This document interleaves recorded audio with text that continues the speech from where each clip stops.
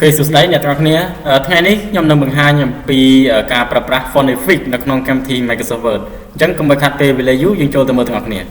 អញ្ចឹងយើងចូលទៅបើកកម្មវិធី Word មកនៅក្នុងនេះគឺខ្ញុំមានស្រេចហើយឧទាហរណ៍នៅក្នុង Phonific របស់យើងមួយចំនួនគឺវាមាន strict through the ball superscript ហើយនិង subscript small cap ឬក៏ all cap អញ្ចឹងយើងចង់ដឹងថាពាក្យទាំងអស់ហ្នឹងគឺយើងប្រើដើម្បីអីតោះឥឡូវតើតងទៅនឹង strict through ហ្នឹងគឺបានន័យថាយើងដាក់បន្ទាត់នៅលើអក្សរអញ្ចឹងយើងត្រូវ select នៅលើអក្សររបស់យើងសិន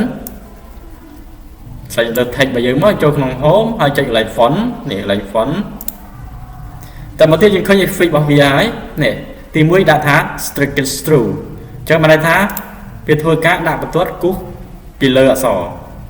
អញ្ចឹងចុច OK មកអញ្ចឹងបាទបន្ទាប់មកទៀតចូលដល់កន្លែង the ball បានន័យថាយើងដាក់បន្ទាត់ពីលើនឹង2ជាន់អញ្ចឹងចូលដូចគ្នា home មក font យកពាក្យថា the ball ហើយចុច OK សម្រាប់ subscribe នេះសម្រាប់ធ្វើអក្សរនេះដូចនៅកន្លែងនេះ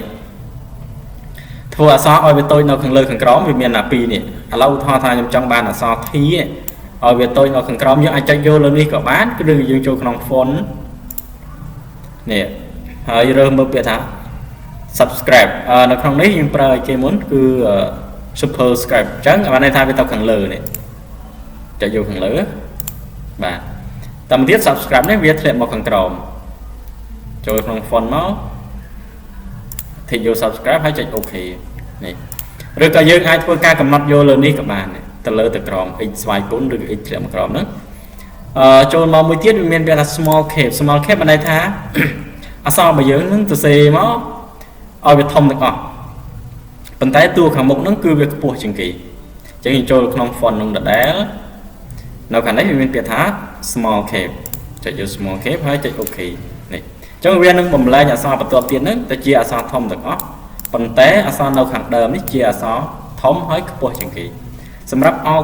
cap វានឹងបំលែងអក្សរនេះទៅជាអក្សរធំទាំងអស់អញ្ចឹងចូលមកយកពាក្យថា all cap រួចចុច OK បាទចឹងសម្រាប់វីដេអូនេះគឺមានតែប៉ុណ្្នឹងទេយើងនឹងជួបគ្នានៅវីដេអូបន្ទាប់អរគុណច្រើនសម្រាប់ការទស្សនា